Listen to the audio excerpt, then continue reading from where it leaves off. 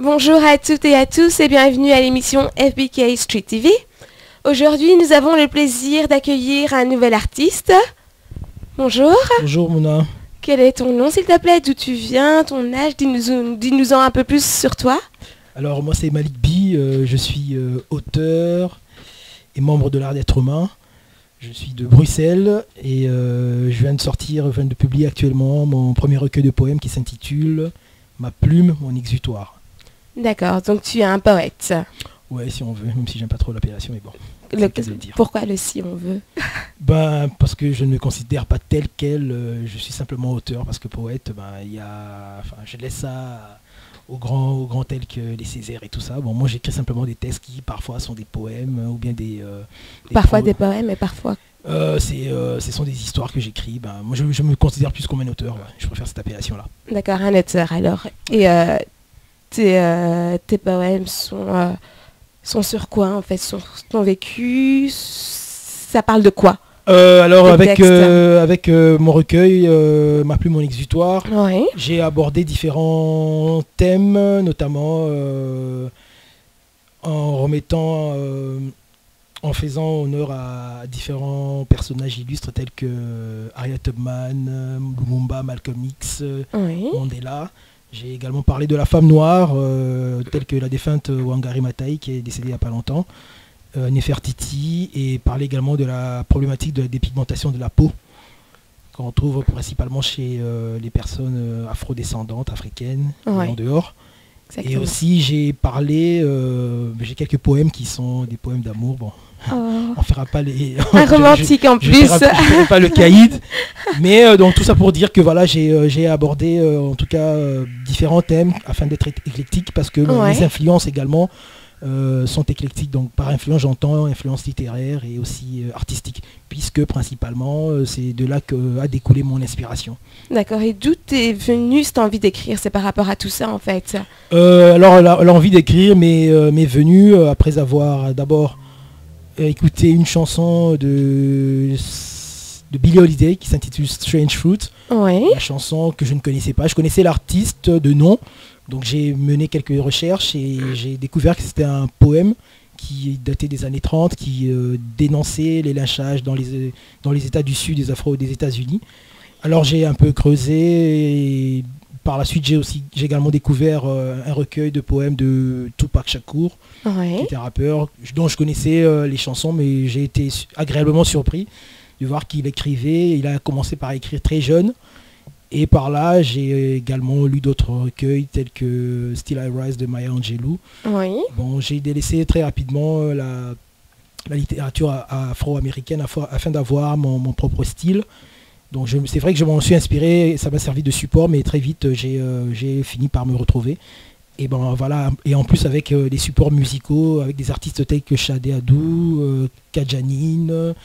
Donc ça aussi été des influences musicales alors, qui si je comprends bien. Ouais, voilà, qui m'ont beaucoup plus inspiré. D'accord. Et alors je me suis aussi également reposé sur la littérature afin de faire un lien et de pouvoir publier mon recueil aujourd'hui. Et c'était il y a combien de temps tout ça? Alors l'aventure a commencé en donc juillet 2007. Pour s'achever, en tout cas la première édition, puisque c'est une réédition celle-là. J'ai terminé la première édition en 2009. Donc ça a commencé en 2007. En 2007 jusqu'en 2009. Et pourquoi ça a pris 2 ans pour... Ça a pris 2 ans parce que j'avais déjà sorti une maquette qui était une ébauche que j'avais éditée et distribuée à des amis afin d'avoir un retour. Parce que bon, en étant débutant, je n'étais pas encore sûr de ce que je faisais. Et puis par la suite, j'ai participé à un concours de poésie de la communauté française. Puis très vite, j'ai fait la connaissance de Chris Levo, qui est également poète, qui a déjà publié un ouvrage, un recueil de poèmes, L'Arbre d'or, qui s'intitule. Et nous avons travaillé de concert et c'est comme ça que voilà, j'ai peaufiné mes écrits, et de la suite de ce travail est né la première édition en 2009. D'accord. Puis les événements ont fait que j'ai participé à diverses activités culturelles et cela m'a amené à rajouter certains textes qui me parlaient. Et en 2010, c'est là où j'ai bouclé le tout. Et entre 2010 et maintenant, il y a eu tout l'aspect démarche où il fallait frapper à des portes, à différentes maisons d'édition. jusqu'au mois de juin, précisément, 2012, où j'ai auto-édité, parce que voilà, j'ai préféré l'auto-édition. Ah, donc finalement, c'est toi qui l'as... Je l'ai fait par mes propres moyens. Parce que, tu n'as pas trouvé de... Non, j'ai... de maison... Non, enfin, c'est pas que j'ai pas trouvé, j'ai trouvé, mais la démarche ou bien la politique des maisons d'édition ne me plaisait pas. Par politique, j'entends plutôt le côté, l'aspect diffusion et promotionnel. Donc j'ai opté, surtout en tant que débutant, en tant que jeune auteur, j'ai opté pour l'auto-édition et m'étant renseigné via les forums sur Internet, j'ai vu qu'il y avait moyen de pouvoir le faire par soi-même. Et c'est une chose dont je suis fier aujourd'hui parce que j'ai pu mener à bien mon projet. D'accord, et maintenant, est-ce que ce recueil est en vente ou on peut le trouver? Oui, il est en vente, on peut le trouver dans différentes librairies à Bruxelles pour le moment. J'espère que la diffusion s'étendra un peu plus loin, en dehors de la Belgique également, en France et partout ailleurs. Donc à Bruxelles, on peut trouver ça chez Filigrane. Ah oui, Filigrane. Filigrane, la librairie Tropisme, la librairie Jolimé, ça c'est à Saint-Gilles, et la librairie La Tirelire à Neder-Overembeek. Donc pour plus d'informations, il y a le site L'Art d'être humain ou également mon adresse mail pour ceux qui sont intéressés. Alors ils peuvent avoir tous les renseignements par rapport à ça. D'accord, et c'est depuis juin, alors ça fait 2-3 mois alors qu'il est en vente. Récent. Est-ce que tu as déjà eu des échos? Est-ce que des échos positifs, négatifs? Oui, en parlant d'échos, c'est vrai que j'en ai déjà eu pas mal. Pour ceux qui ont déjà, parce que par rapport à la mise en dépôt, il y a... C'est vrai que les librairies ne sont pas très friandes de poésie, mais j'ai été agréablement surpris parce que déjà en tant qu'auto-éditeur, de pouvoir mettre en dépôt mon ouvrage et puis d'avoir un retour positif et des libraires, mais aussi des acheteurs. Donc il y en a comme ça c'est cool. Ça fait plaisir. Ça s'écoule tout doucement, mais ça va bon train. Ah bah c'est très bien. Ouais. Et donc tes projets futurs, ça restera essentiellement dans les poèmes, dans les textes, ou tu comptes faire autre chose, tu comptes passer à autre chose? Alors c'est vrai que j'ai des projets plein à la tête. Actuellement, je suis essentiellement basé sur la promotion, la diffusion. D'accord. Et j'espère également embrayer sur le roman, même si bien que ce soit un genre littéraire différent de ce que je viens de faire. Et j'ai également aussi des projets pour le théâtre, mais bon, ce sont des projets futurs. Pour le moment, je suis encore axé sur la diffusion de mon ouvrage, et qui sait ce que demain m'apportera comme espoir. Exactement. Et est-ce que tu trouves qu'en Belgique, on met assez en avant les jeunes artistes comme toi? Alors, la littérature étant... déjà, la poésie étant le parent pauvre, comme disent certains libraires de la littérature, la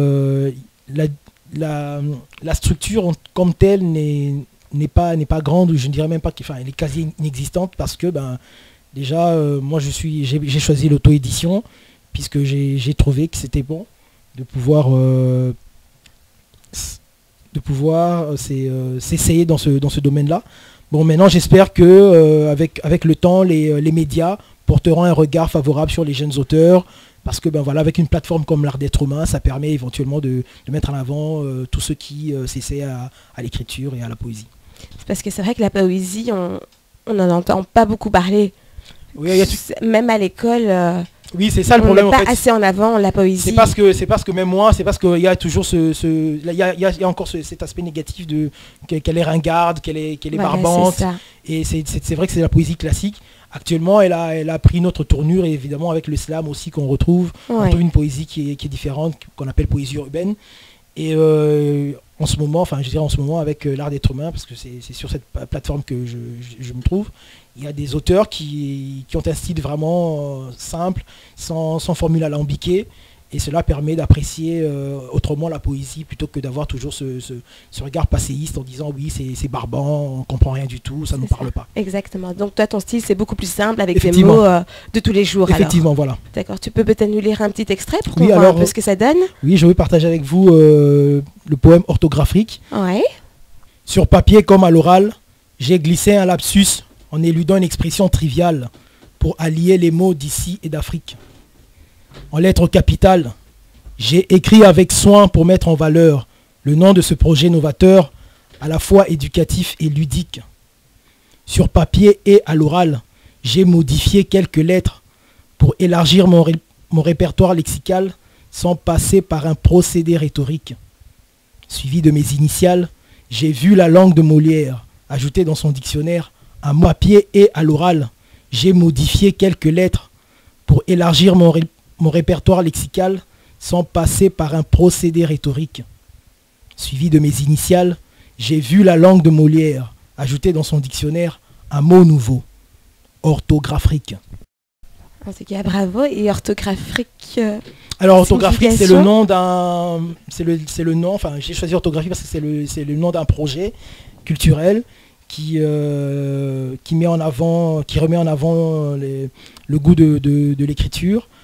Et cela vise les jeunes de 10 à 15 ans qui est l'initiative d'Olivier Caillemot. Et au début, ça a commencé en 2010. Et donc voilà, et c'est par rapport à cette initiative que je me suis lancé pour mettre en avant orthographique. D'accord. Et on va terminer par une dernière question. Oui. Que penses-tu de l'émission FBK Street TV, du projet? Est-ce que tu trouves ça bien ce que tu penses, quoi? Je suis ravi d'être invité sur ce plateau et je ne peux que remercier FBK parce que c'est vrai que c'est pas évident de pouvoir promouvoir un ouvrage littéraire et l'honneur je suis infiniment reconnaissant à FBK et j'espère que le meilleur est à venir. Ok, en tout cas merci beaucoup d'être venu et on te souhaite une bonne continuation. Merci et à bien. Très bientôt alors. Merci, au revoir. Ciao, ciao. Mon adresse mail plaisir d'écrire @hotmail.com, mon site internet www.l'artdêtrehumain.net. Malik B. Alors si tu es un nouvel artiste et que tu as envie de te faire connaître par le public, n'hésite pas à nous contacter par adresse mail flyboyscrew@gmail.com flyboyscrew@gmail.com flyboyscrew@gmail.com. Tu peux également nous joindre via notre page Facebook FBK Entertainment ou Mastermax. Merci bien et à très vite j'espère. Bye bye.